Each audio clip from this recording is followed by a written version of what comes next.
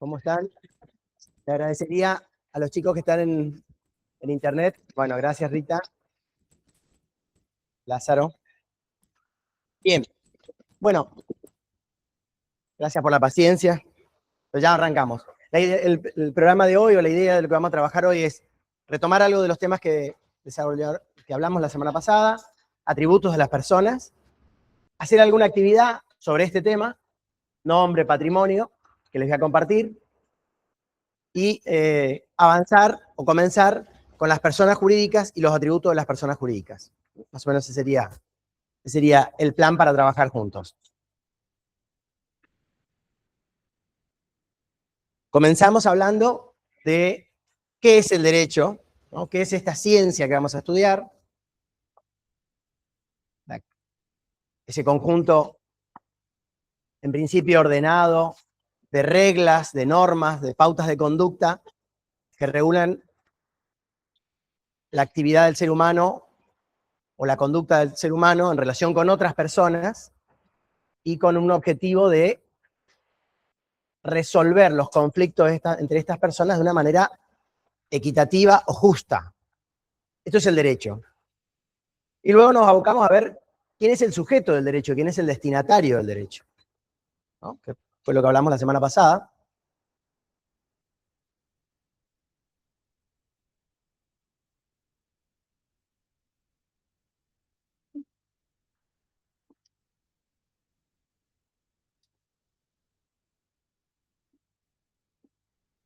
¿Sí?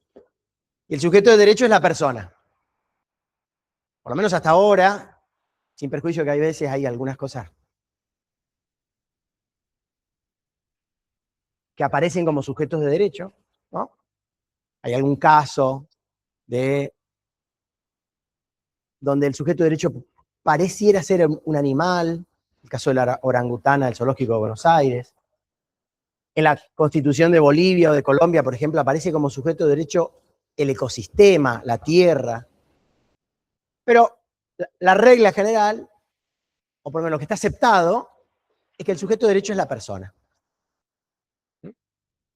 Ahora, en ese concepto de persona, ¿a quién involucramos? Al ser humano, exactamente. Claro que una.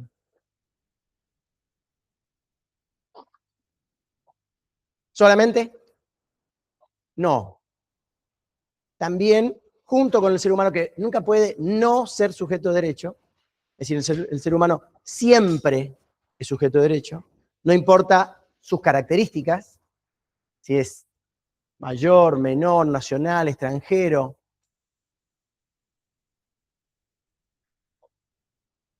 Todo ser humano es sujeto de derecho por el solo hecho de ser una persona. Pero a ese colectivo de seres humanos como persona, en el sentido de sujeto de derecho, la legislación, y debemos decir, cada legislación en cada país tiene sus particularidades, adhiere, suma, incorpora otros sujetos de derecho, a los cuales también llamamos persona. ¿Sí? ¿Qué personas? Personas jurídicas. Es decir, que para el derecho siempre, como la película que ganó el Oscar en el pasado, ¿no? Siempre, en todo momento y en todo lugar, el ser humano es persona. Después será un conflicto definir, será un problema, cuándo es persona, de qué momento, en qué instante se produce algún fenómeno biológico que transforma a ese conjunto de ADN en persona, y hasta qué momento, cuando te deja de ser persona, ¿no? Y en esto la ciencia médica impacta directamente, ¿no? En la Edad Media se decía que estaba muerto si no empañaba un espejo o un vidrio. Y hoy la forma de determinación buenos días, de que no existe más vida tiene que ver con otro tipo de análisis mucho más complejos. En el siglo XIX, el Código de B de Argentina, que lo escribió un cordobés que se llamaba Vélez Sarsfield, fue muy moderno para su época al decir que ya era persona desde que estaba en el seno de la madre, en el útero de la mujer. Porque para esa época no se consideraba aún persona. Hoy asistimos a fenómenos donde a ese niño que está en el útero de la mamá lo operan, lo atienden, ya le hacen medicina preventiva. Entonces, estos límites se pueden ir corriendo. No nos vamos a poner en detalle porque no es lo significativo, pero sí afirmamos o decimos todo ser humano es persona, tiene que tener derechos, podrá tener más derechos o no, ¿no? Por ejemplo, derecho a votar, bueno, tendrá que ser argentino, naturalizado. Derecho a ser elegido presidente tiene que ser argentino. Entonces el extranjero ya no va, argentino nativo, el extranjero ya no va a poder ser elegido, no va a tener derecho a ser elegido presidente, pero va a tener otros derechos, ¿no? Puede tener más o menos derechos, pero no puede carecer de derechos. Por eso es que a todo ser humano incluimos. Esto es una evolución del pensamiento, fundamentalmente de los derechos humanos, que nace con la Revolución Francesa, la Declaración de los Derechos del Hombre. Claro que en fines del 1700, esa Declaración de los Derechos del Hombre no eran derechos para todos, ¿no? Primero que para el hombre, y después para el hombre libre. Francia mantuvo durante muchos años sus colonias. Pero esto fue evolucionando hasta decir, todos tienen derecho, todo ser humano. Pero además del derecho al ser humano, a la persona humana, a la persona como ser biológico, sumamos, cada estado elige, selecciona, define otro colectivo de personas humanas, de seres humanos, a los cuales los considera persona, es decir, les atribuye derechos y también le impone obligaciones, sin considerar sus integrantes, sino al colectivo, ¿no? Los derechos del Estado Nacional o las obligaciones del Estado Nacional son del Estado Nacional, no del presidente. Las obligaciones del municipio de la ciudad de Posadas son del municipio, del departamento ejecutivo municipal de la ciudad de Posadas, no del intendente. Los derechos de Boca Juniors a cobrar publicidad o pagar sueldo a sus jugadores son del club, no del presidente Riquelme, ¿no? Esto no es para denostar a nadie, sino es que la legislación selecciona a esos colectivos y los unifica distinguiéndolos de sus integrantes. El Estado, un club, la universidad, una empresa que está constituida como persona jurídica. Entonces, la legislación le da derechos a ese colectivo, a esa persona jurídica, a esa creación, porque es algo ficticio, no existe, ¿no? Como el ser humano que sí, lo vemos, lo conocemos, pero le atribuye derecho a ese colectivo independientemente de sus integrantes. No confunde la personería, ¿no? La calidad de persona de los seres humanos que integran la persona jurídica con la calidad de persona de la persona jurídica.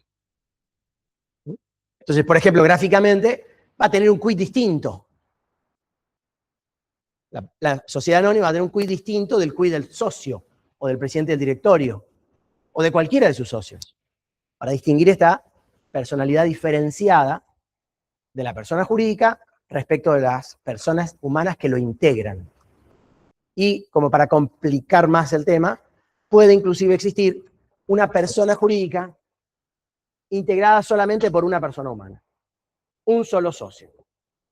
Es un fenómeno que cuesta asimilar, pero Argentina lo ha admitido aproximadamente en el año 2018, ya lo van a ver más adelante en la facultad, pero es interesante porque se sancionó una ley que pretende, porque sigue vigente, promocionar la actividad de los pequeños emprendedores, y creó esa ley en el año 2018, presidencia del presidente Macri, una persona jurídica nueva, con forma empresarial, que podía estar integrada por una persona. Entonces yo tengo mi emprendimiento y en lugar de ponerlo a mi nombre, para no poner en riesgo mi casa, mi patrimonio, lo pongo a nombre de una persona jurídica nueva. Esa persona jurídica es una sociedad es la SAS, S-A-S, que significa Sociedad por Acciones Simplificadas. Y quizá alguno lo ha oído o lo ha leído, si está en el mundo emprendedor, es usada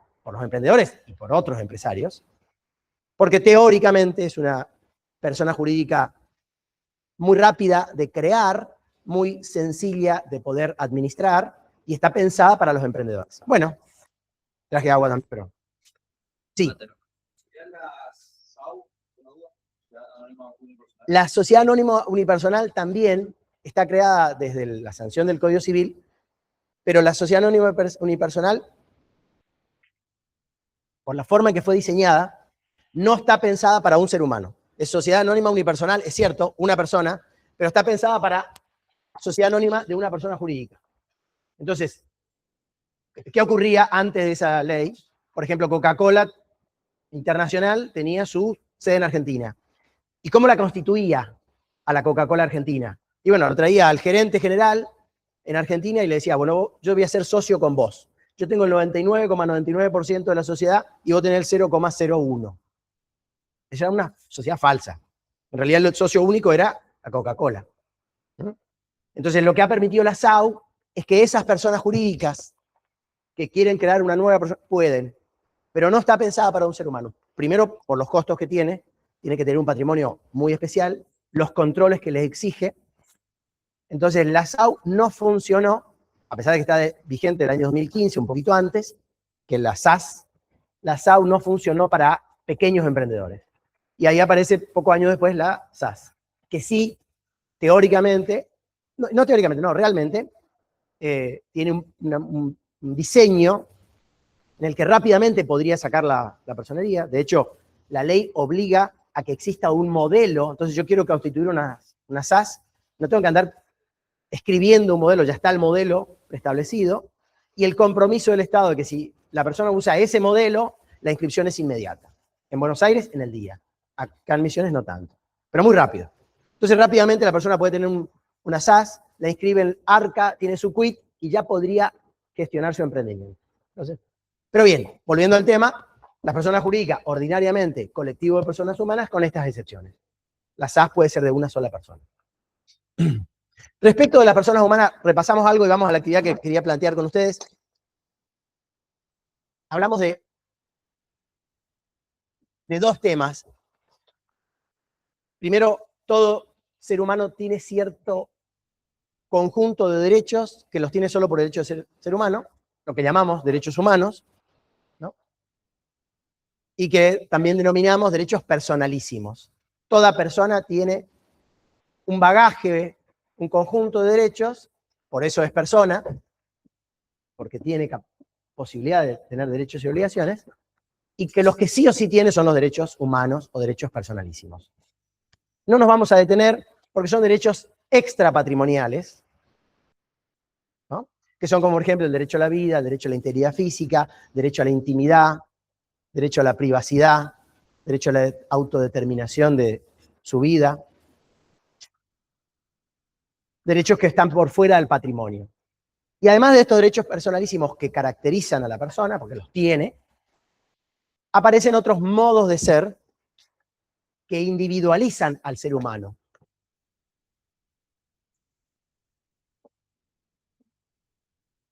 Son los atributos que hacen singular a esa persona. Y ahí encontramos, ¿recuerdan? La capacidad. ¿Mm? ¿Algo más? La capacidad, el nombre. Bien, hoy casi ha desaparecido la importancia del atributo Estado, pero sí se solía mencionar. Capacidad, nombre, Estado, si lo incorporamos. ¿Qué más? Domicilio. Y uno más. Y el patrimonio.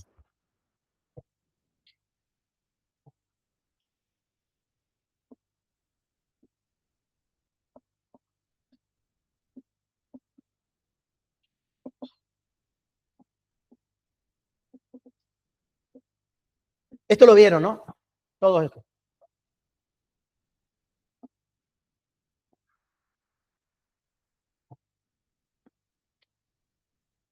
Con respecto al Estado ha perdido relevancia. Se hablaba del Estado como nacional o extranjero, o el estado civil de la persona. Impacta menos el Estado en el modo de ser de la persona. De hecho, en el Código Civil ya no aparece mencionado. Sí, respecto de la capacidad, que hay un gran cambio del tratamiento de la capacidad, como venía siendo la atención a la capacidad, la regulación del tema de capacidad ante el Código y ahora. Y respecto a la capacidad, distinguimos dos especies, dos modalidades de esta aptitud. Capacidad es la aptitud o la posibilidad de tener derechos y obligaciones. ¿Recuerdan? La capacidad de ejercicio y la capacidad de derecho. La capacidad de derecho es esa aptitud de poder tener la posibilidad, la potencia de ser titular de derechos y obligaciones. Y la capacidad de ejercicio es la aptitud o posibilidad de ejercitar por sí mismo, de desarrollar por sí mismo, esa persona, los derechos de que ella es titular. La capacidad de derecho no puede ser nula, porque si fuera nula, dejaría de ser persona. No puede haber nadie que tenga cero capacidad de derecho o total incapacidad de derecho, porque equivaldría a no tener derecho a ser un esclavo, a ser una cosa, no un sujeto. Eso es inadmisible. Pero la capacidad de derecho puede tener restricciones, limitaciones, lo que decíamos recién. Las personas que no nacieron en Argentina, aún siendo de nacionalidad argentina, no pueden ser elegidos presidente. El señor de Narváez, que en algún momento fue un político muy prestigioso, actualmente sponsor del Monumental de Núñez, quería ser presidente, pero había nacido en Colombia. No podía. Hubo un abogado que dijo, no, pero fue engendrado porque sus papás vivían en Buenos Aires 9 meses antes de su nacimiento. Un invento que a veces hacemos los abogados para tratar de esquivarle a la ley. No tiene capacidad de derecho para ser elegido presidente. Los padres eran argentinos. Él nació en Colombia, pero lo que decía el abogado es que cuando fue engendrado, estaban en Argentina. Y como se es persona desde la concepción del seno materno, ya era argentino ahí. Un invento. No prosperó, pero además tampoco prosperó su carrera política. Que no hubiera sido interesante a ver qué pensó. Pero con esto, sí. Porque para que sea así, naturalizado tiene que nacer en el país. Para que sea, porque la Constitución dice argentino nativo. Puede ser un argentino que nació en otro país y se nacionalizó. Es nacionalizado argentino, sí. Para ser presidente, sí. Porque lo dice la Constitución. Para ser presidente, sí. Por ejemplo, otra restricción a la capacidad de derecho. Las personas casadas no pueden comprar y vender sus cosas entre sí, salvo alguna excepción. Pueden comprar y vender, pueden tener un montón de derechos, pero no tienen derecho a hacer esto. Entonces hay restricciones, pero nunca incapacidad absoluta, ¿no? O una capacidad de derecho cero o nula. Es inadmisible. En cambio, la capacidad de ejercicio sí puede estar restringida o directamente carecer de la capacidad de ejercicio, ¿no? Personas que no tienen ninguna aptitud para ejercer sus derechos. Son la excepción, pero los hay. Las personas por nacer. ¿Quiénes más? Los niños, niñas y adolescentes, en la medida en que no puedan expresar su voluntad, porque a partir de que puedan expresar su voluntad y tengan cierta madurez mental, algunas cositas pueden hacer, especialmente en ámbito no patrimonial. No pueden ir a comprar una casa o vender el auto que heredaron del abuelo, pero algunas cosas, algunos derechos pueden ir teniendo paulatinamente. Esto es algo razonable que ha tenido el Código Civil. En el Código anterior parecía que como por arte de magia, el día que cumplíamos 18 años, dejábamos de ser, éramos totalmente incapaces y pasábamos a ser súper capaces, podíamos hacer lo que queríamos, ¿no? algo maravilloso así que pasaba la noche del cumpleaños. El hada de los dientes, no sé. Esto es irreal. Lo lógico es que la evolución sea paulatina y es lo que trata de reconocer el Código Civil ahora. Diciendo, bueno, a partir de los 13 es adolescente, tiene ciertos derechos.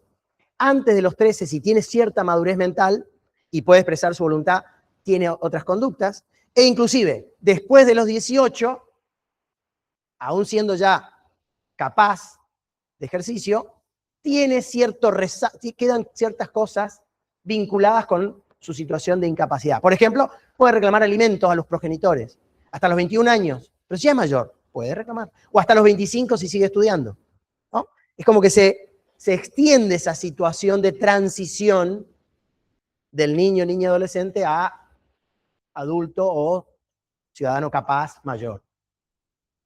Y por último, ¿quiénes serían los incapaces absolutos? Una persona que por una situación de salud no puede expresar de ninguna manera su voluntad, ¿no? Y que de manera excepcional entonces un juez declara que es incapaz. ¿Sí? En el régimen anterior se trataba como incapaces absolutos a las personas que tenían algún problema mental, dementes, y hoy el criterio es diferente, es decir, la regla es que si la persona tiene un problema de salud mental que no le permite ejercer su vida civil plenamente, pueda seguir haciéndolo con alguna ayuda. ¿Cómo se llama esa ayuda? Antes que la tutela y curatela lo reemplaza. Los apoyos que es un invento, no un invento, es una incorporación de este Código Civil, que es decir, la persona sigue tomando decisiones, pero para algunas decisiones, las más trascendentales, no la puede tomar sola.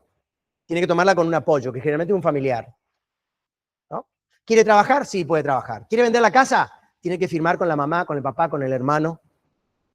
Pero no lo puede hacer solo. ¿Por qué? Porque tiene un problema que no le impide vivir, pero que no es plenamente capaz para expresar su voluntad, ¿no?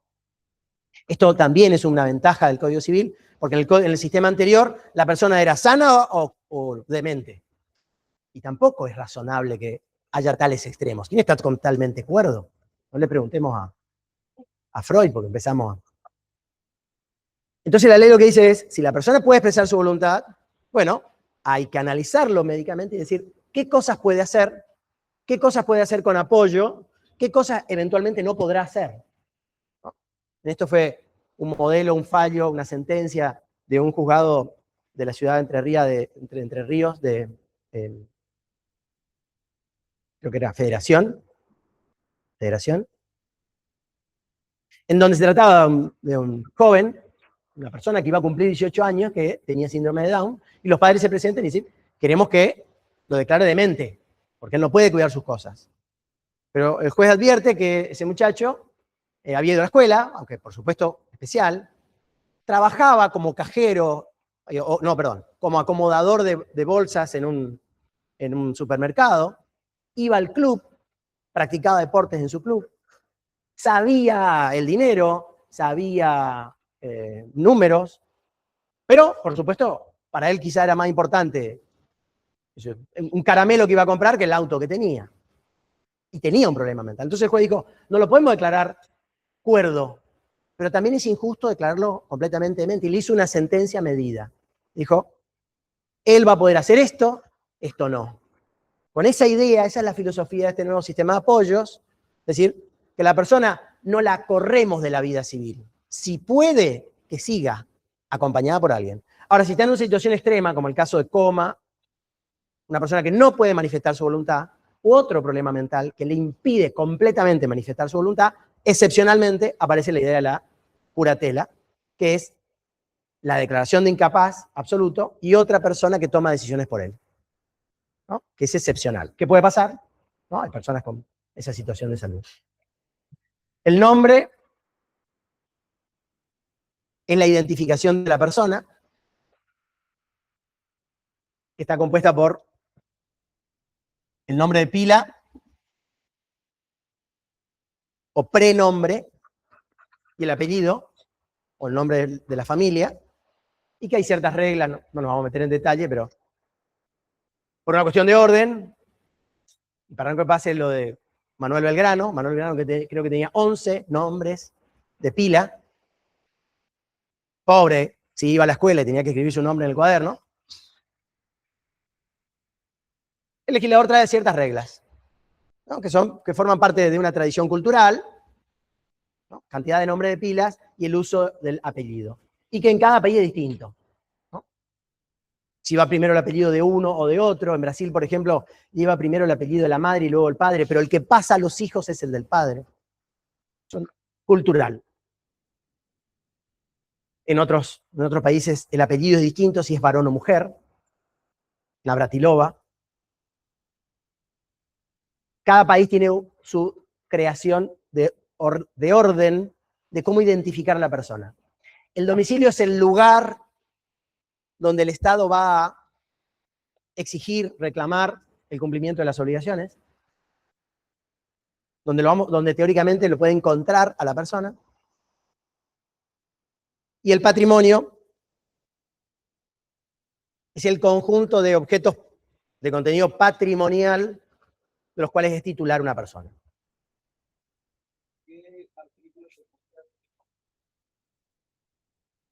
No me acuerdo de memoria, pero vamos a mirar.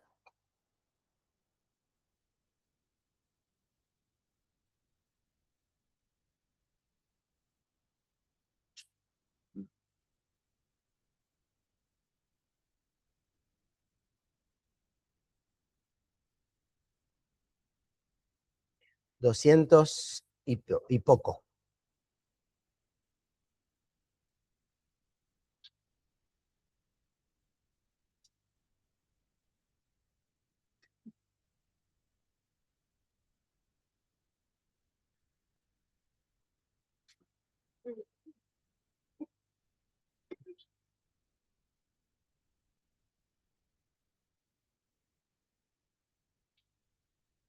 A partir, ahora lo vamos a ver, 225.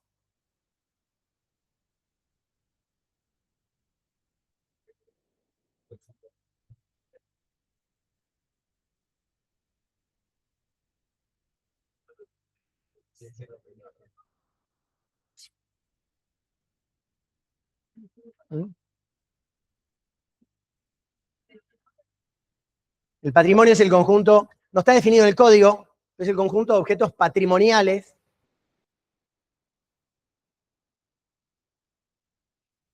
de los cuales es titular una persona. A esos objetos patrimoniales los llamamos bienes.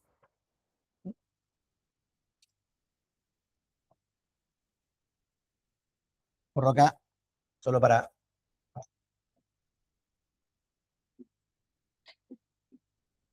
Los bienes son los objetos materiales o inmateriales apreciables en dinero. A los que se llaman objetos materiales los llamamos cosas, ¿no? Las cosas son los objetos materiales que podemos percibir por los sentidos, susceptibles de tener un valor económico. Los objetos inmateriales, susceptibles de tener un valor económico, también llamamos bienes y también integran el patrimonio. Por eso que arranca la parte de patrimonio hablando de los bienes. Bienes con relación a las personas y su incidencia colectiva. Y respecto de, ahí hay algunas clasificación de los bienes que no nos vamos a meter en detalle. También la clasificación de los bienes en cuanto a su dueño, que es esa segunda parte. Los bienes pueden ser del Estado o de los particulares, lógico. Pero respecto de los bienes del Estado hay dos categorías, digamos. Hay bienes que son del Estado y de uso público, una calle, una plaza, un puente. Y hay bienes que son del Estado, pero de uso privativo del Estado. La casa de gobierno, un despacho, el camión de recolección de residuos de la municipalidad, las oficinas de un ministerio. No es que yo puedo entrar a la oficina como si fuera como paso por la plaza, ¿no? Entonces, respecto a los bienes del Estado, hay algunos que están afectados al uso colectivo, que puede estar regulado o no. Por ejemplo, Se puede usar, pero en este momento, las plazas que están en Buenos Aires, por ejemplo, todas cercadas, se puede usar en estas condiciones, pero es de uso colectivo, y otras que son del Estado, de uso privado. Lo más importante respecto del patrimonio es su función de garantía. Está ahí en el artículo 242. ¿Por qué es importante conocer el patrimonio? Porque la función que cumple el patrimonio para la persona es darle garantía a los acreedores de esa persona que se van a cubrir las deudas. Entonces, si yo voy a pedir un préstamo a un banco, el banco me dice, bueno, trae una declaración jurada de sus bienes, sus impuestos, cómo viene pagando, qué patrimonio tiene. De acuerdo a mi patrimonio me prestará o no. ¿Cómo se ejercita esa función de garantía?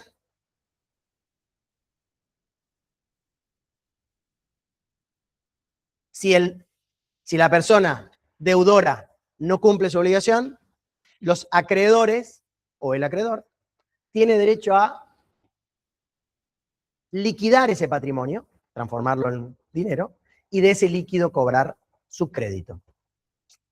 Por supuesto hay un procedimiento, esto no es por mano propia, no es que va y le saca las cosas y pone a la venta en Marketplace, pero tiene esta prerrogativa. Si el deudor no cumple, el acreedor se garantiza que va a cumplir, que puede cobrar con el patrimonio. Claro que si el patrimonio es cero, las expectativas de cobro son muy pocas. Hoy asistimos a una revisión de la problemática del sobreendeudamiento de las personas humanas, ¿no? Especialmente consumidores. Personas que se han sobreendeudado, quizás por la facilidad con que algunas entidades de crédito otorgan el crédito. Entonces, bueno, toma un crédito de uno, toma un crédito, después tiene que pagar 10 cuotas y no le va a alcanzar. O como decía un economista hace poco, con la tarjeta Master paga la cuenta de la tarjeta Visa y empieza a hacer una bola de nieve. Y este es un problema.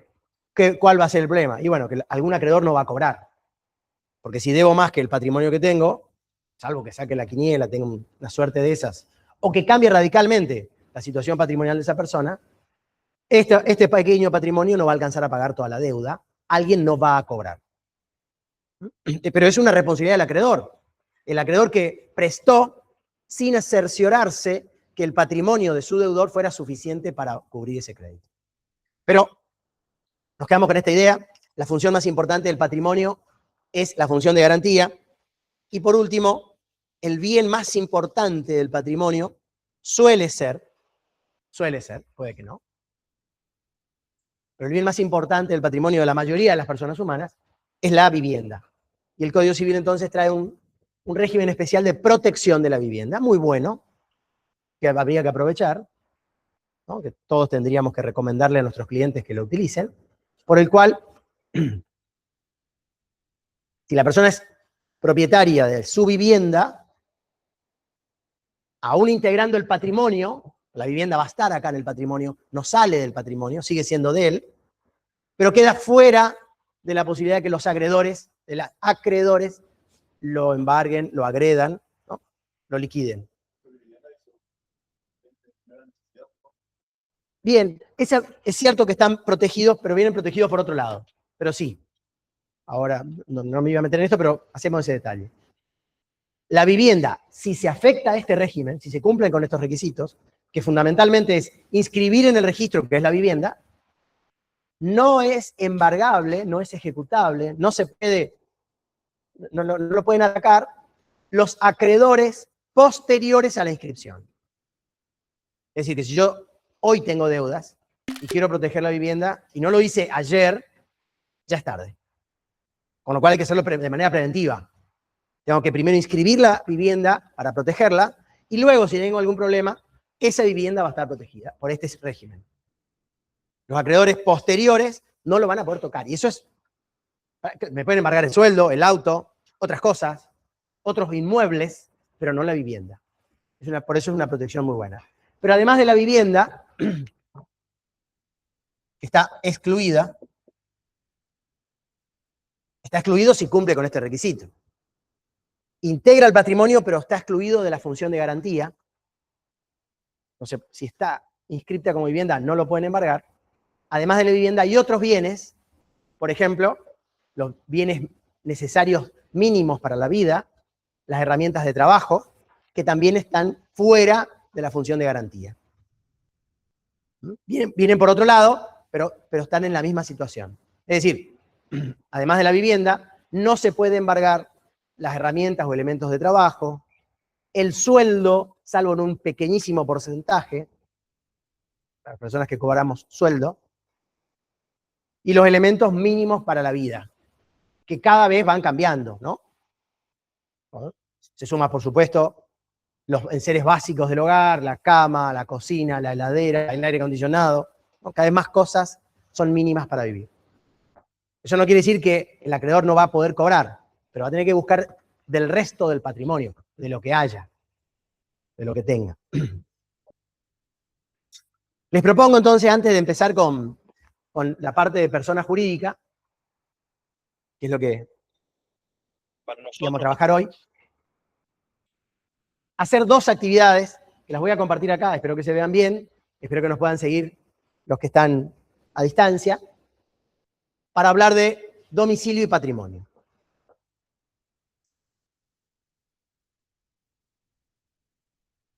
Dejo de compartir esto.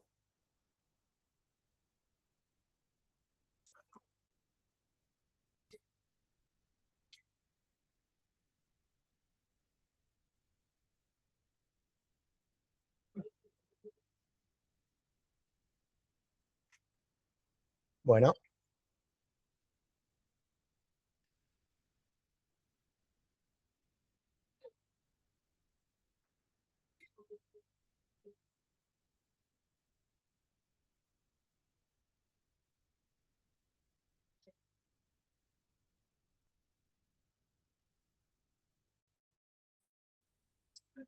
Esta es la... A ver, voy a...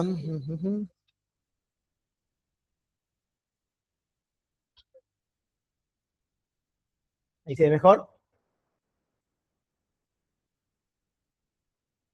Andrés necesita presentar una declaración jurada de su patrimonio. ¿Cuáles de los siguientes objetos integran el patrimonio de Andrés? La idea es que nos juntemos, se junten, lo vean, entre dos o entre tres, entre cuatro, y vayan determinando cuáles de las situaciones en las que se encuentra Andrés integran o no su patrimonio y por qué.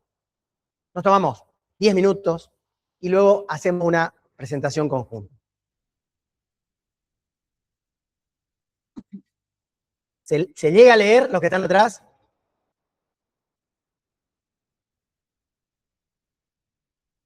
Se tiene que achicar igual un poco para que pueda verse lo que viene a continuación.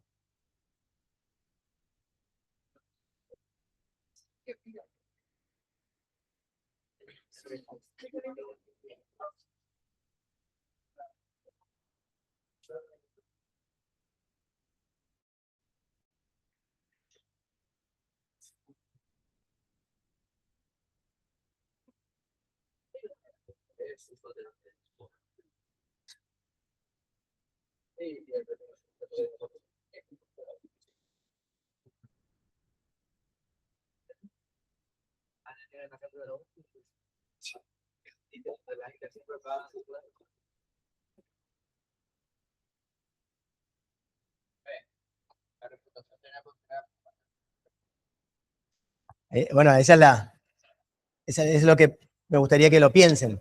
Son 8:23, nos tomamos hasta 35 y después me gustaría escuchar la opinión de todos.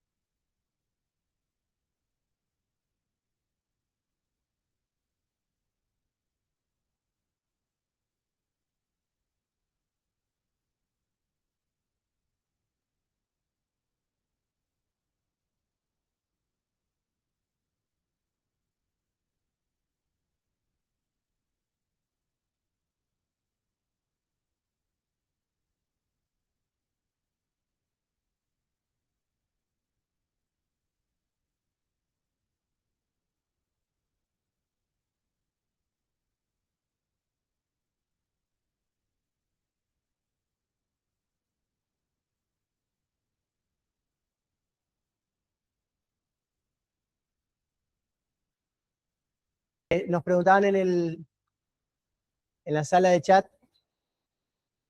la fecha de los parciales. No, todavía no tenemos, aunque, bueno, vamos a avisar lo antes posible porque sé que en las otras comisiones ya lo están hablando. Y respecto al material, hay material de la unidad de persona humana en el aula virtual, tanto en el aula virtual de la carrera de contador público como de las licenciaturas. Van a encontrar material. Voy a subir algún material más, alguna guía, pero hay algunos videos. Vamos con esta actividad.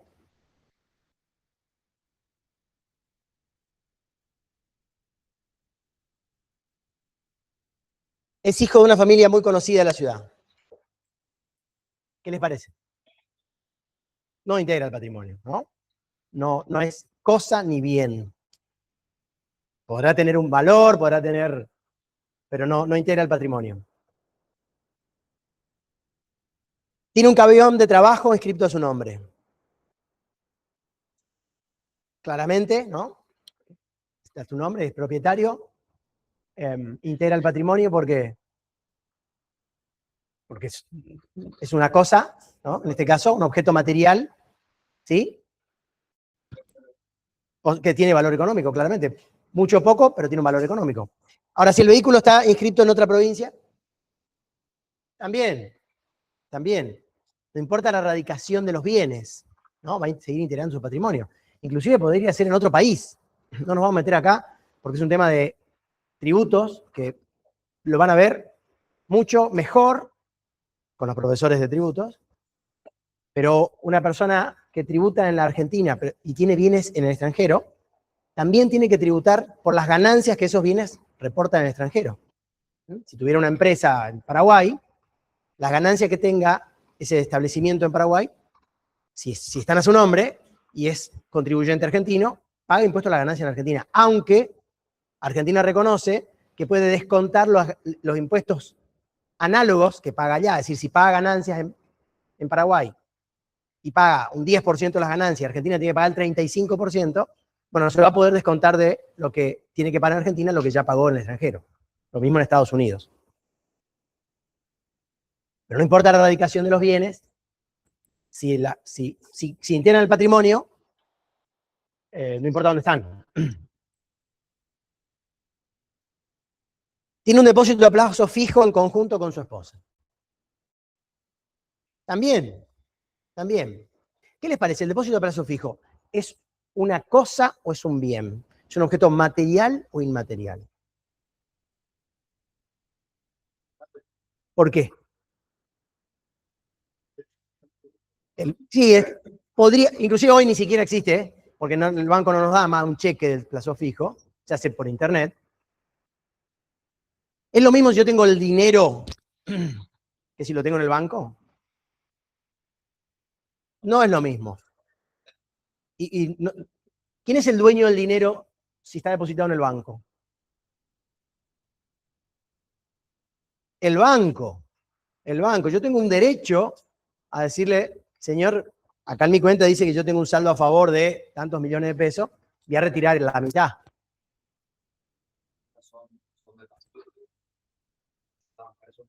Son deuda, exacto. Porque le deben a los ahorristas el dinero. De hecho, por eso el sistema de banco funciona, porque hay cierta confianza en que todos no vamos a ir a retirar juntos todo nuestro depósito a la vez. Porque si eso pasara, colapsaría el banco, ¿no? Porque con nuestra plata prestó. Y todavía tiene que cobrar eso para devolvernos. Pero como confía que no todos vamos a ir a retirar todo en el mismo momento, el sistema funciona. Pero no es lo mismo. Entonces, yo tengo un crédito contra el banco.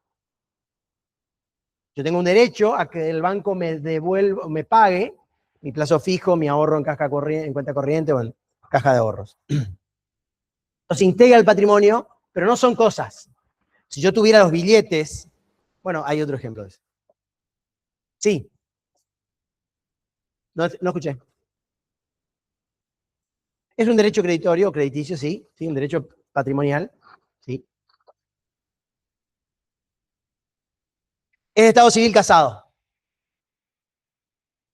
No cambia nada, si bien el matrimonio implica un régimen legal sobre los bienes, lo vamos a ver brevemente, hay un impacto en la situación de la administración y disposición de los bienes, lo que la persona puede vender, comprar, alquilar, prestar, no es lo mismo si es soltero que casado, no impacta en lo que integra el patrimonio. Lo que es de él es de él. Y lo que sea de su esposa será de su esposa. No se mezclan los patrimonios, ¿cierto? La esposa puede tener un patrimonio mayor o menor, y eso no impacta en el patrimonio de, ¿cómo se llamaba este? Andrés. No sé, una parte de uno y otra parte de otro. Ya. Si en el, No. Auto. sí, Algo y vamos al registro. ¿De quién es el auto? De Andrés. Ese está en el patrimonio de Andrés. ¿De quién es el auto? ¿O de quién es el plazo fijo? Mitad y mitad. Entonces, la mitad del plazo fijo es de él y está en su patrimonio. La mitad del plazo fijo de la esposa estará en el patrimonio de ella. Vamos al registro y la casa o el departamento o la casa de fin de semana está a nombre de la esposa, es de ella. Ahí empieza a ser más complicado. ¿Sí? Habrá que probarlo ordinariamente con la factura. A veces carece de interés por el menor valor que tienen, pero habrá que probarlo. Si, supongamos, uno de los cónyuges no tiene ningún ingreso, no tiene una actividad, ¿no?, lucrativa registrada, no tiene un ingreso ni formal ni informal, y bueno, va a ser difícil presumir que pudo comprarse algo, ¿no? Pero va a depender lo que digan el instrumento de compra, de adquisición.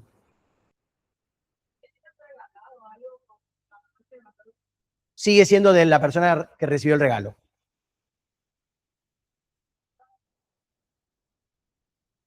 Bueno, sí, si se lo regalaron a los dos es de los dos, ¿no? Supongamos le regalaron Bitcoin. Si se lo regalaron a los dos será 50 y 50 como el plazo fijo.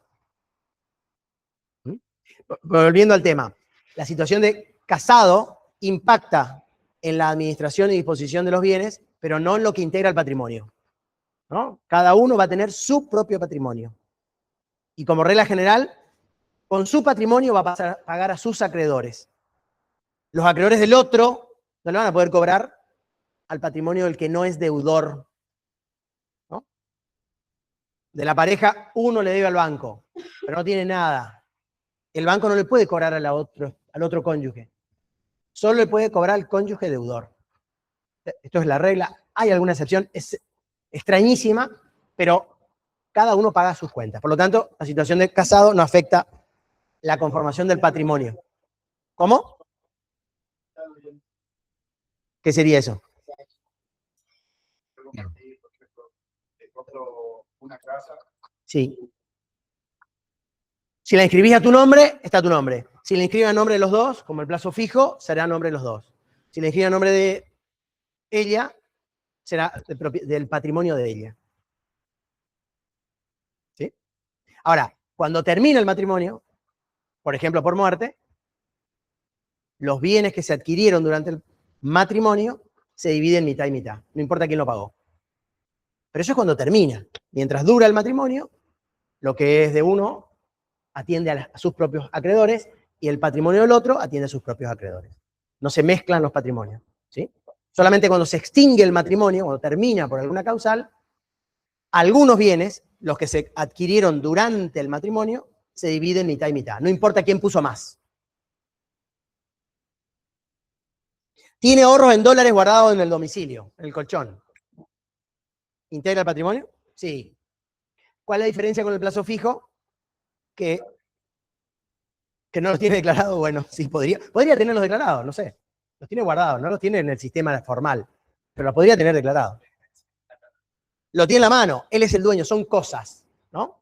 La moneda, el billete, es una cosa de la cual soy propietario. El plazo fijo o mi saldo favorable en una cuenta corriente es un crédito.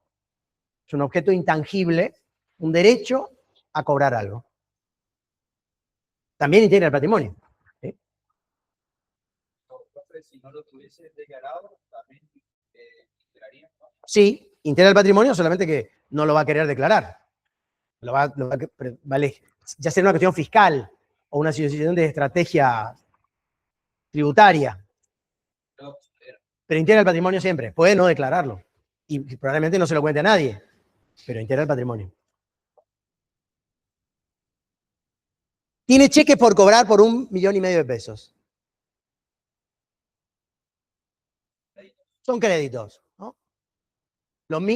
Funciona de manera parecida a lo del banco. Tengo un plazo fijo que vence el 20 de abril. Bueno, tengo un crédito que el 20 de abril el banco me tiene que reconocer. Como el sistema bancario hoy está sólido, no hay ninguna duda. ¿Cómo? Es un objeto inmaterial, exactamente. El crédito, aunque yo tenga el cheque papel, el crédito es un objeto inmaterial. Ahora, y si tiene cheques rechazados,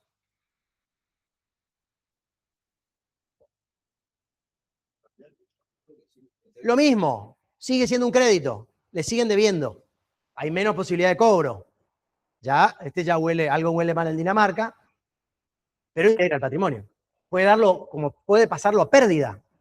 Tributariamente tendrá ventajas, pero sigue integrando su patrimonio. Es un crédito. Tiene deudas con Arca por 3 millones de pesos. Los que están a distancia también, si desean encender el micrófono y aportar, serán bienvenidos los aportes. Tiene deudas con Arca. La deuda forma parte. Es un pasivo del patrimonio, ¿no? Lo disminuye al patrimonio. Entiendo que no integra el patrimonio, solo integra lo que le suma, aunque esto lo descuenta, ¿no? En el neto, si nosotros tuviéramos que hacer un balance, y el balance neto habría que descontarlo. Pero de lo que él tiene, recordemos el concepto, bueno, de patrimonio, lo que dijimos que era patrimonio, que es el conjunto de bienes susceptibles de apreciación pecuniaria, objetos materiales e inmateriales. La deuda es como la contracara del crédito, ¿no? El anverso del crédito. No es un crédito, claramente, la antítesis del crédito, no integra el patrimonio. Más allá que en una declaración jurada de su situación patrimonial podría decirse, pero no integra el patrimonio. No tiene ningún sentido, ¿sí? Claro, también, puede ser. O porque no confía en los bancos. Tiene un contrato de venta de un vehículo que entregó pero no cobró por tantos millones de pesos. También, es un crédito. Como los cheques rechazados, tiene algo a cobrar. Más allá de que lo cobre o no, sigue integrando el patrimonio. Tiene un contrato de distribución de bebidas para distribuir de manera exclusiva en la provincia de Misiones. También, porque si bien no es un crédito, es un derecho de contenido patrimonial. Es un derecho a distribuir con exclusividad o no en una determinada zona un producto que puede ser líder o no. También integra el patrimonio. Como también lo podría, a ver si lo puse, no lo voy a decir si no. Como también podría integrar el patrimonio si fuera titular de una marca, ¿no? No es lo mismo vender una zapatilla con una marca cualquiera que una marca determinada. Eso ya tiene un valor, la marca, el nombre, el prestigio. Y el contrato también, ¿sí? Será una forma, habrá que buscar alguna fórmula que permita estimar el valor del contrato, dependiendo de la duración, de la exclusividad o no, de la zona que se le haya asignado, ¿no? Pero es un valor estimable. No es lo mismo decir, bueno, yo compro bebida gaseosa al mayorista y las revendo en algún lugar, que decir, yo tengo la exclusividad de la venta de esta marca en esta zona, ¿no? Porque le asegura que esa marca solo la vende él. Y si es una marca líder o un producto apreciado por el mercado, tiene un valor, ¿sí? ¿Cómo se relaciona el contrato de distribución con la función de garantía? ¿Puede poner el contrato como garantía de una deuda? A ver, todo lo que integra el patrimonio, automáticamente, aunque yo no lo quiera, todo lo que integra el patrimonio, salvo los bienes excluidos, están en garantía, funcionan en garantía. Ahora, cuando la el objeto que integra el patrimonio es líquido, es dinero, es moneda, nacional o extranjera, la forma de hacer efectiva esa función de garantía es sencilla. Le embargo la cuenta del banco, me debe 2 millones de pesos, le embargo 2 millones de pesos, me pasan a mi cuenta, listo, cobré. Cuando el objeto es ilíquido, un camión, no sé, la chacra que viene ahora, una cosa, o otro derecho ilíquido, no un crédito, hay que liquidarlo. Es decir, la persona, el acreedor, no va a poder cobrar directamente, sino transformarlo primero en dinero y después cobrarse ahí. Entonces, por ejemplo, con el contrato de distribución no he tenido ningún caso, pero sí hay veces que la persona, nuestro cliente, es accionista de una sociedad anónima o es socio de una SRL, tiene 1/3 de una SRL. Entonces, ¿qué hace el acreedor si no puede cobrarle? Le subasta su porción de acciones o su cuota social.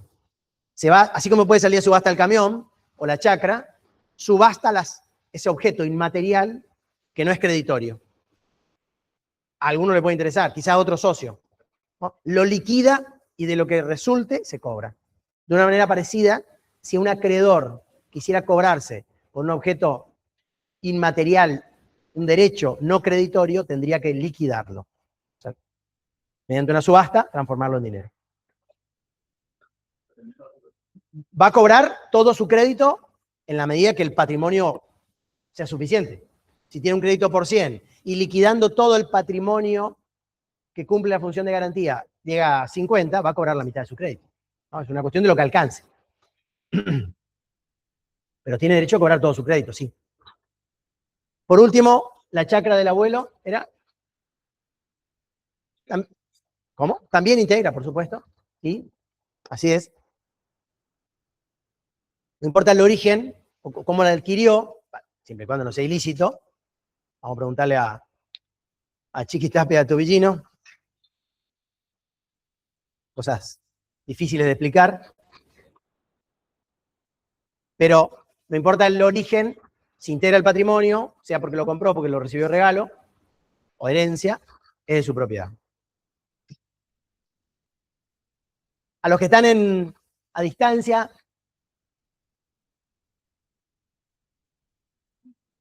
les invito a que podamos trabajar.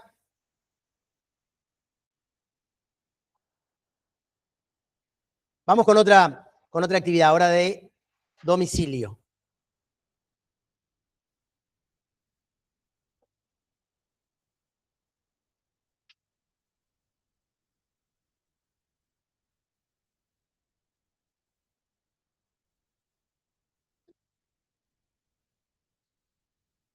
Cuando quiera funcionar mi computadora.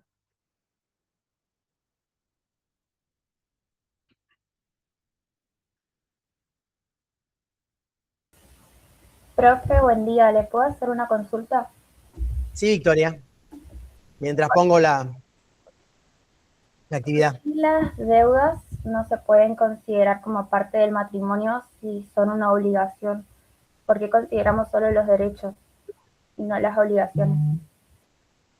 ¿Me podés repetir? Porque no te escuché. ¿Sí? ¿Por qué consideramos solo los derechos y no las obligaciones? Por ejemplo, la deuda dentro de un patrimonio. Le consulto porque de otros conceptos nos enseñaron. Sí, primero porque decimos el concepto de patrimonio es el conjunto de bienes, no de bienes y deudas. Y segundo porque no tiene valor, no tiene importancia sumarle al patrimonio las deudas, porque las deudas no cumplen la función del patrimonio. La función del patrimonio es de garantía. La deuda detrae el valor neto del patrimonio, pero no cumple la función de garantía. No, ni siquiera es de utilidad, no tiene ninguna razón de ser. Ay, no sé por qué está tan lento. Gracias.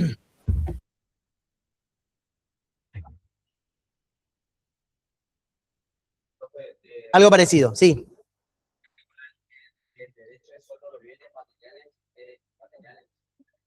Sí, para el derecho el patrimonio está compuesto por los bienes materiales e inmateriales.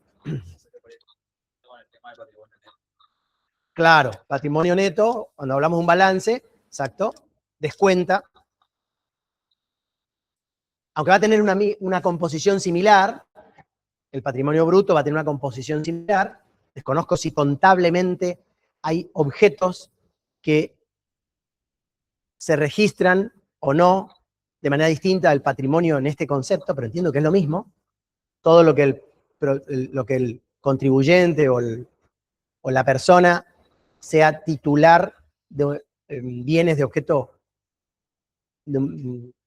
patrimonial. Estoy pensando, yo no sé si en una declaración, en un balance, cuando determinamos el patrimonio bruto, incorporamos los contratos, sí los créditos, pero no el contrato de distribución, no la participación accionaria, o la participación accionaria sí debería aparecer. O sea, puede haber alguna diferencia, pero bueno, la regla, lo que queremos marcar es que en el patrimonio, que cumple esta función de garantía al acreedor, está compuesto por todos los bienes susceptibles de apreciación en dinero.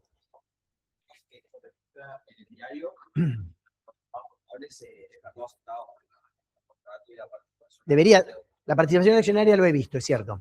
Lo de los contratos no lo sé, pero debería estar porque integra el patrimonio. No vale lo mismo, no es lo mismo el valor de una empresa que puede tener un gran depósito, un montón de camiones, muchos empleados, que si además tiene un contrato de distribución exclusiva de un producto líder, Arcor. ¿No? Va a vender mucho más si tiene ese contrato de distribución exclusiva que si no lo tiene. Vale más el valor de la empresa. Bueno, un tema de domicilio. Profe, Beatriz no sabe a dónde notificar a César un reclamo por falta de pago del alquiler. Un alquiler que tiene, Beatriz le alquila, César es el inquilino, no le está pagando, le quiere reclamar el pago del alquiler. profe, ¿Le informo a ustedes? Sí, una escucho. consulta. Y ¿Cómo no? si una persona es propietaria de una vivienda, ya sea IPROA o Procrear, y tiene una deuda, pero todavía está pagando, obviamente, es un crédito, sería, ¿no es cierto? Sí. En realidad, para el acreedor, y PRODA, banco, es un crédito. Para el propietario de la vivienda es una deuda. Entonces, la vivienda, si ya está a su nombre, si ya tiene título, integra el patrimonio. Si no tiene el título, no va a integrar la vivienda al patrimonio, pero sí el contrato con el banco o con el IPRODA. Tengo un contrato de adjudicación con el IPRODA. No tengo el título, pero tengo derecho a que si yo cumplo mi parte, el IPRODA me dé el título algún día. Bien, pero si yo tengo el título, pero todavía tengo el Sí. crédito, ¿la vivienda en sí no es mía o todavía, por respecto a la deuda, le corresponde al banco? Si la persona tiene título, es propietaria, integra su patrimonio y la vivienda es de esa persona. De hecho, en la medida en que las condiciones del contrato, podría venderla, alquilarla, prestársela a su hijo, porque es de él. Si tiene título, por supuesto. Si el título además tiene una hipoteca, bueno, el que la compra y la quiere vender, si el que la compra tiene que hacerse cargo de la hipoteca. Si el título dice que no la puede vender porque es de uso social, como suele decir el IPRODA, bueno, no la va a poder vender, la va a poder prestar a los hijos. Pero si tiene título, aunque la deba, aunque sea deudor del precio, por ejemplo, es propietario. ¿Sí, Carlos? Bien, bien, era eso nomás, profe. Gracias. Bien. Vamos al tema de domicilio. Beatriz le tiene que notificar a César y le va a ver a ustedes y le cuenta toda esta información que sabe. A ver, ¿a dónde le notifico? Le dice que César vive en Pastero al 1500, que tiene registrado en su DNI un domicilio en San Carlos, cada uno sabrá por qué, que tiene una empresa a su nombre y la empresa tiene domicilio en Junín, que tiene un contrato, que en el contrato de alquiler que firmó con ella, fijó domicilio en Bolivia, donde además es un local comercial que todavía no está habilitado. Para Arca, el domicilio es el de Junín. Para ATM, es en Combate en Bororé. Tiene una ensalada. La idea es que ustedes puedan determinar dos cosas.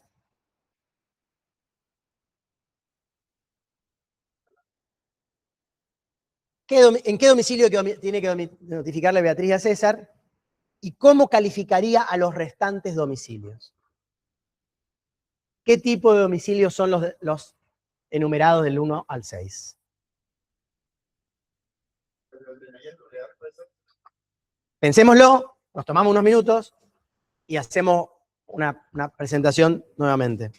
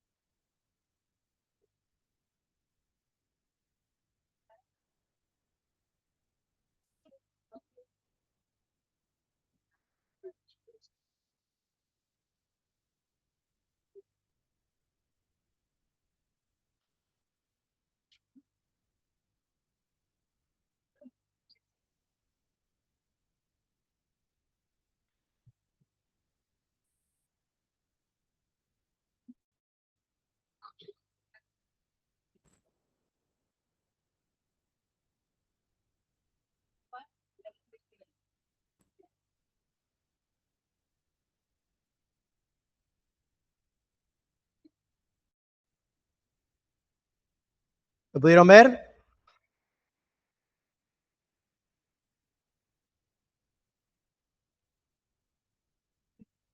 ¿Les parece si tratamos de contestar esas consignas?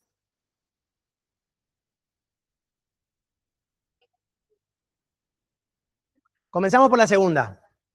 ¿Qué tipo de domicilios son estos?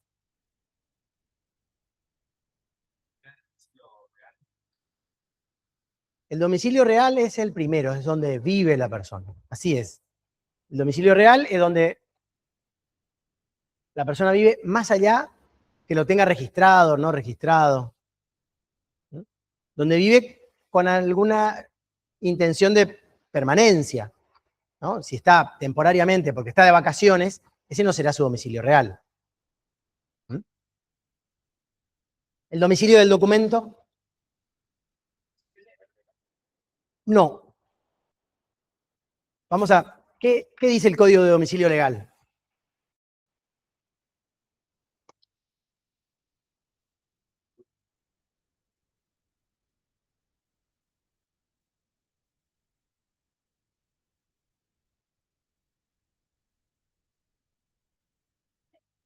El legal no.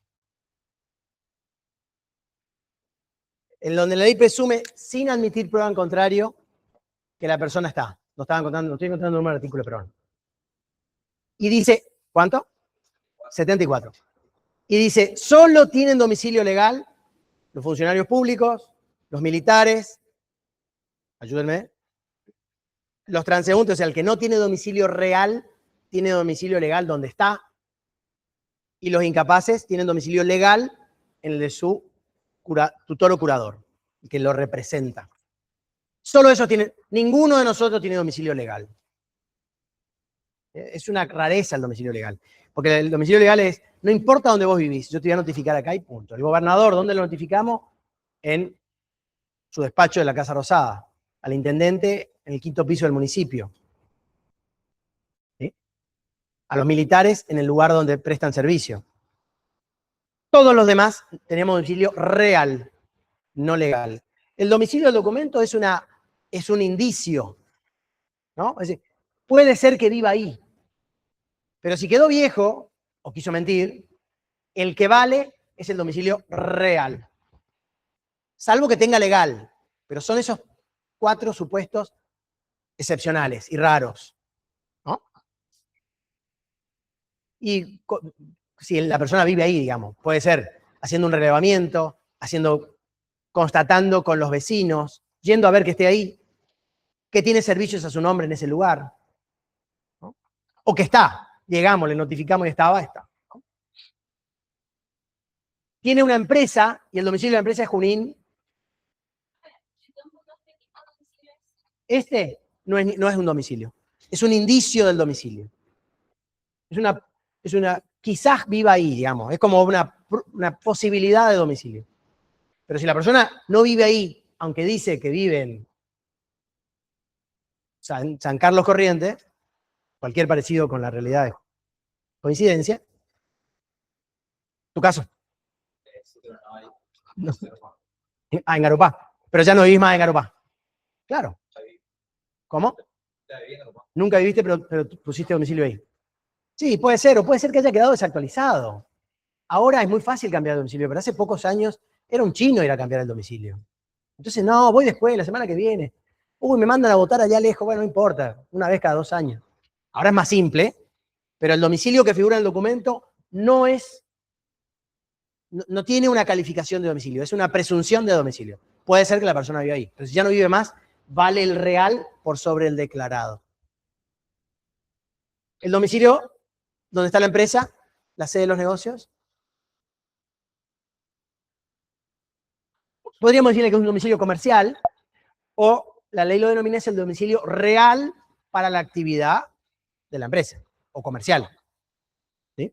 Porque si ustedes recuerdan, domicilio real es donde vive o donde tiene la sede principal de los negocios.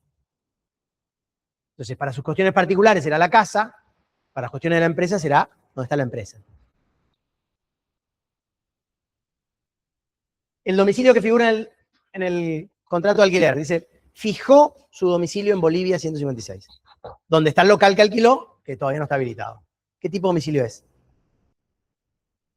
Es un domicilio especial. Es un domicilio contractual especial. Así en Aila, el domicilio del documento no es un domicilio oficial, digamos. Es una presunción de domicilio. El que fijó en el contrato es un domicilio especial. El que fijó en el contrato es un domicilio especial. Sirve para ese contrato, para nada más. El que tiene declarado en ARCA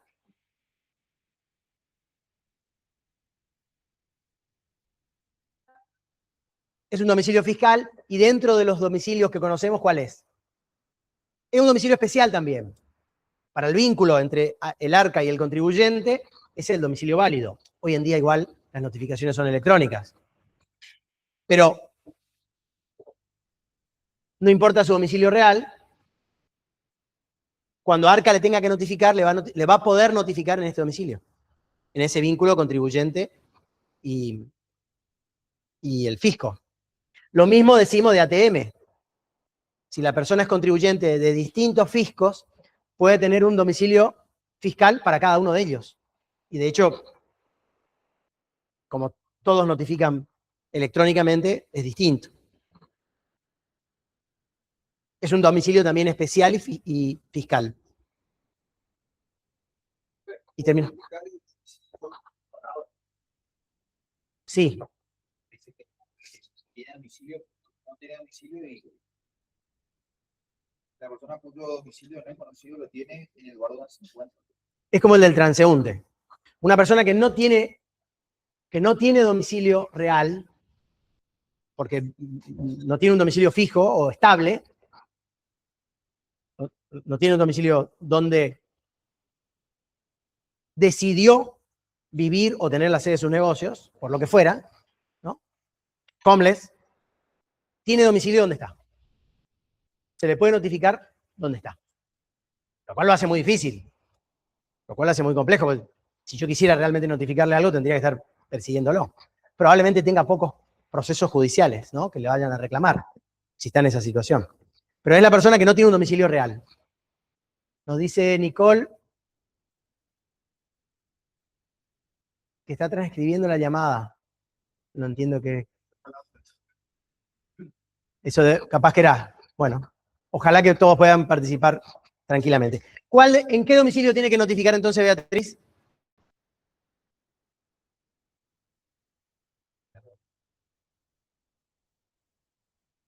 En el real van todas las notificaciones generales, las que no tienen un domicilio especial. Pero ella tiene un domicilio especial. Acá. Le tiene que notificar el domicilio especial que firmó de ese contrato. Si es por un contrato. Si le quiere reclamar algo del contrato, le tiene que lo mismo que dijimos de ARCA o de ATM. Aunque viva en Pasteur, si para ARCA su domicilio fiscal es Junín, la notificación válida es en Junín, no en el real. El especial está por encima del real. Para ese caso, si Beatriz le quisiera reclamar otra cosa que no tiene que ver con el alquiler, le va a tener que notificar al real, que es un domicilio general para cualquier reclamo no determinado. Pero si existe un domicilio especial, el domicilio especial está encima del general o el real. Sí. Puede haber dos, uno donde vive, otro donde tiene la sede principal de sus negocios. La cantidad que quiera. De hecho, si la persona es contribuyente de mucho fisco, ¿no? Tiene un terreno en Posadas y tributa en impuesto inmobiliario, pero tiene uno en Garupá y tributa, va a tener un domicilio fiscal por cada fisco que tenga, ¿no? O podría tenerlo, podría concentrar todo en uno solo. Vamos a poner domicilio fiscal en el estudio del contador que me maneja todo lo de la provincia. Pero podría tener un domicilio distinto por cada fisco que tiene, por ejemplo. Bien, cerramos el tema de hoy con la presentación de las personas jurídicas. Voy a cambiar la presentación acá. Las personas jurídicas pueden, de alguna manera lo definimos, el código no las define. ¿Qué es esa mancha que aparece ahí? Ah, está.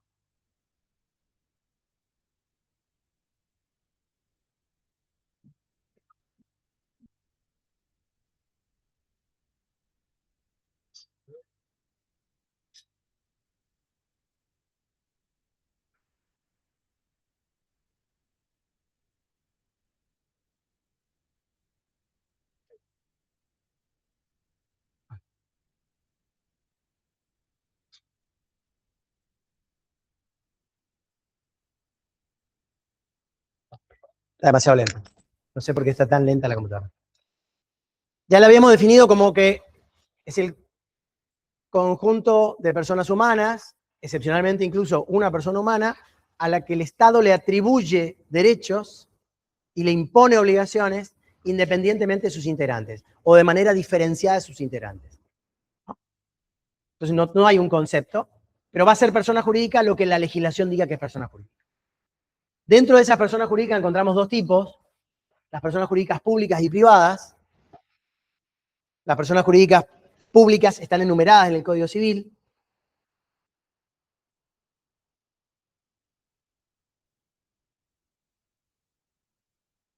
Son el Estado Nacional, el Estado en todas sus formas,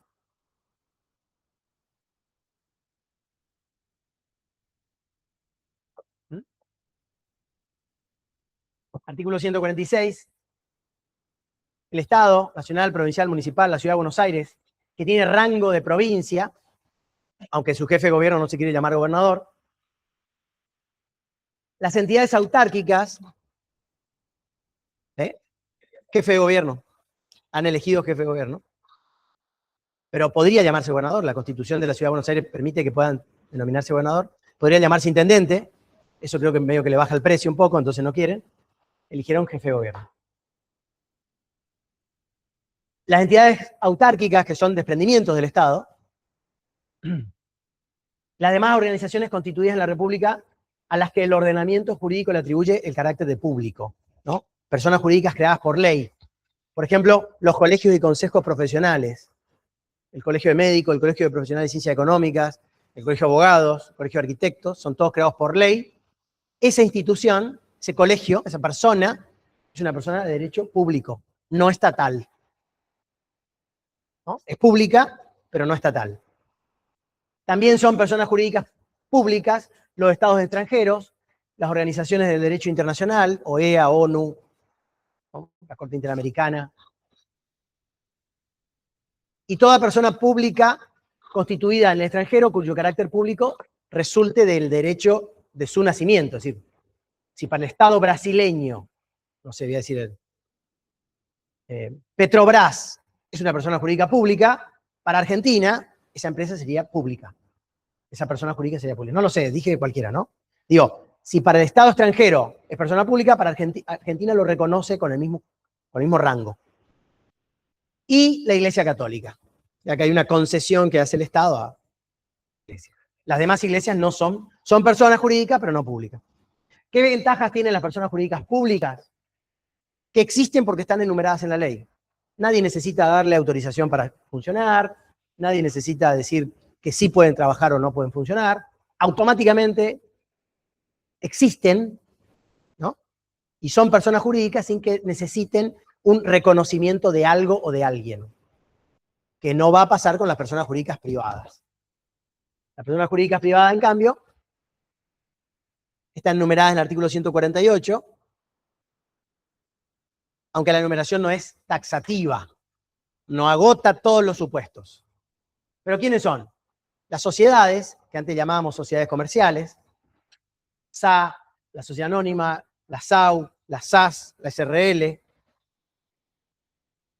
las asociaciones civiles, que son clubes, ¿no?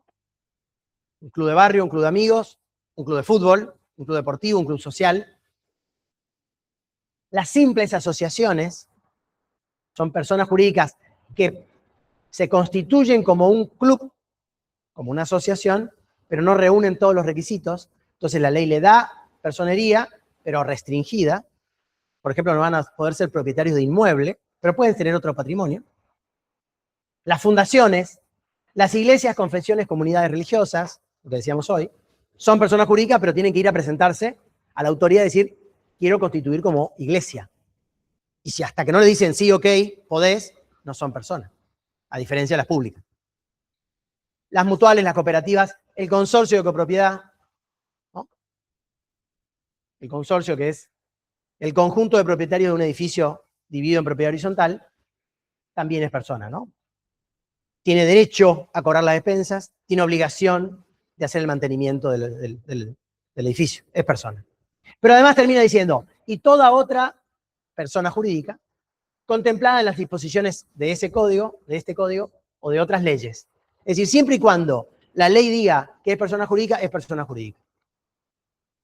Con lo cual puede haber más. De hecho, hay más. Respecto de la persona jurídica, nos vamos a detener brevemente en los atributos. A diferencia de los atributos de la persona humana, trae una regulación mucho más breve. También son nombre, domicilio, patrimonio, y acá le agregamos objeto. No hablamos de capacidad, porque no tiene voluntad la persona jurídica, hablamos de objeto. Respecto al nombre, el artículo 151. Tiene que tener un nombre, y lo importante es que el nombre debe agregar el tipo de persona jurídica que es, ¿no? California S.A. Sabemos que es una sociedad anónima. El territorio, sociedad anónima. Tiene que aparecer la forma jurídica adoptada. Si es una cooperativa, si es un club, asociación civil, amigos de la Plaza Esteves. Es un club. Fundación Favaloro. Le tiene que decir qué tipo de persona jurídica es. ¿Por qué? Para que los que contratan con ella no tengan que ir al estatuto a ver si es una sociedad anónima, si es un club, si es una fundación, una cooperativa.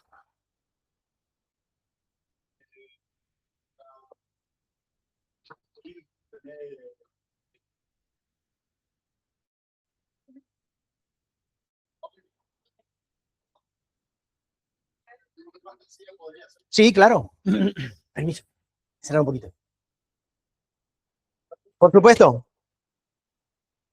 Podría ocurrir, por ejemplo, que, voy a dar un ejemplo que conozco, porque y que a veces aparece, ¿no? Durante mucho tiempo, la empresa propietaria de la marca Ilolai no era Ilolai S.A., era, bueno, el conjunto de herederos de sus propietarios, ¿sí? Sucesores de fulano de tal, Alfredo Williner, era el dueño.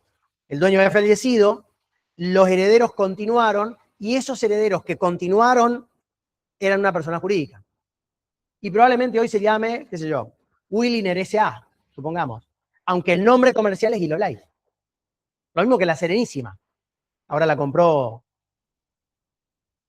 acaban de venderla a la Serenísima. Entonces puede haber un nombre de la empresa y un nombre comercial. El nombre comercial integra el patrimonio, pero no es el nombre. Vendría a ser algo parecido al seudónimo. ¿Hablamos de seudónimo en el nombre? Es el nombre artístico, ¿no? Mirta Legrand. No es un nombre verdadero, pero es conocida con ese nombre. Vendría a ser algo parecido. No sé quién es, pero el periodista. Tan complicado que le puso Z. Bien, sí, es razonable. Respecto de domicilio, el código distingue domicilio y sede. Artículo 152. Es domicilio el lugar. Acá, la verdad que esto complica, pero bueno, está así. El domicilio no es el lugar donde está la empresa o la persona jurídica, sino es la jurisdicción donde está funcionando, donde está inscripta. Entonces, domicilio puede ser Posadas. Sede es el lugar físico donde está. Bolívar 1504. Esta distinción permite que la persona jurídica pueda cambiar cuando quiere la sede, pero para cambiar la jurisdicción tenga que pedir autorización. Miren el dolor de cabeza que tiene la AFA, porque quiere salir de Cava para ir a Buenos Aires, una jurisdicción seguramente más, o que considera más amigable, y no lo puede hacer. Si quisiera cambiar la sede, no el domicilio, es decir, supongamos, salir de Avenida de Mayo al 400 y ir a, no sé, Cerrito al 400, lo podría hacer sin pedir permiso a nadie, porque está dentro del mismo domicilio, Ciudad de Buenos Aires. Pero como quiere salir de Buenos Aires y irse a Pilar, cambia de jurisdicción, cambia de domicilio, tiene que pedir autorización y se le está embarrando la cancha. No lo puede hacer. La ley distingue domicilio, que es el lugar donde está inscripto, donde está registrada, quien lo controla, a esa persona jurídica, de sede, que es el lugar físico donde tiene el establecimiento. Patrimonio no dice nada, no dice mucho, dice la persona jurídica debe tener patrimonio, ¿no? Debe tener patrimonio. El patrimonio es un atributo de la persona jurídica y cumple la misma función que el patrimonio de la persona, pero lo distinguimos del capital social. Hay algunas personas jurídicas, las sociedades, que tienen que tener capital. Es decir, una cantidad mínima o una cantidad de dinero que no pueden repartir a los socios, que la tienen que guardar dentro de la empresa, ¿no? Si tengo una empresa con un capital de 50 millones de pesos y tengo ganancias por 75 o ingresos por 75 o un patrimonio de 75 millones de pesos, la empresa podría distribuir ganancias a los socios solamente por 25. No podría distribuir el capital. Entonces, el capital cumple una función importante distinta del patrimonio. El capital es lo mínimo que debe dejar la empresa sin distribuir en ganancias. No en efectivo, lo podría dejar en stock, en maquinaria, en inmuebles, pero lo tiene que dejar. Y por último, el objeto. Dijimos que no hablamos de capacidad, como hablamos de la persona humana, lo que puede o no puede hacer, pero de manera análoga hablamos de objeto. ¿Qué es el objeto? Lo que tiene autorizado a realizar la persona jurídica. El objeto es lo que la autoridad que la autorizó a funcionar le permite realizar. Si es una empresa constructora, no va a poder dar préstamos minoristas o cotizar o invertir en bolsa. Si es una empresa de venta al consumidor, a minorista, a un supermercado, no va a poder dedicarse a un loteo de inmuebles. El objeto, de manera análoga a la capacidad, restringe lo que la sociedad, la persona, puede o no puede hacer. En algún momento, para evitar este problema, lo que hacíamos era poníamos un objeto que, bueno, creo la sociedad Pirulo SRL y desde vender chipa en la calle hasta invertir en multinacionales podía hacer de todo. Hoy la autoridad de aplicación no permite esto, no permite un objeto que haga todo, no puede ser el hombre orquesta. Puede tener un objeto amplio, pero tiene que ser preciso. ¿A qué se va a dedicar? El objeto cumple la función de saber qué es lo que la empresa puede hacer. Si se dedica a la construcción, bueno, va a poder comprar camiones, va a poder invertir en maquinaria. Esto siempre debe ser dentro de la ley. Por supuesto, un objeto lícito. El objeto tiene que ser un objeto lícito. Pero marca lo que puede hacer. Entonces, si una SA para una constructora decidiera, no sé, poner una empresa de préstamos, debería cambiar su estatuto y ampliar el objeto. Si no, no lo va a poder hacer. ¿No? Por eso funciona de manera parecida a la capacidad. Le invito a que miren el material que tenemos en la aula virtual. Recuérdenme lo del parcial, así lo vamos trabajando. Y en principio, nos vemos el lunes que viene. Hasta pronto. Sí.